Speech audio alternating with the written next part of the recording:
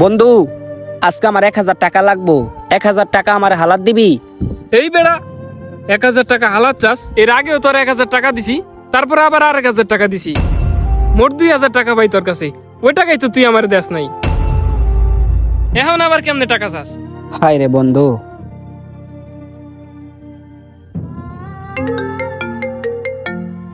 কিরে, প্রান্ত ফোন রেখে গেল, আবার ওর বাপে ফোন দিছে। হ্যালো বাবা, আমার ঘরে কিন্তু ওষুধ নাই, আসার সময় ওষুধটা নিয়ে আসিস। আচ্ছা, ফোন রাখি। প্রান্ত, প্রান্ত দাঁড়া, আরে দাঁড়া। কি হয়েছে বন্ধু? এই যে নে, তুই ফোন রেখেছিস। আর তোর বাবার ওষুধ কেনার জন্য টাকাটা লাগবো, এটা তুই আগেই বলতে পারতি। তোর বাবা মানে তো আমার বাবাই। চল, তোর বাবার ওষুধ আমি কিনে দিব। মুসলিম সবে মোরা ভাই ভাই, আমাদের মাঝে কোনো ভেদ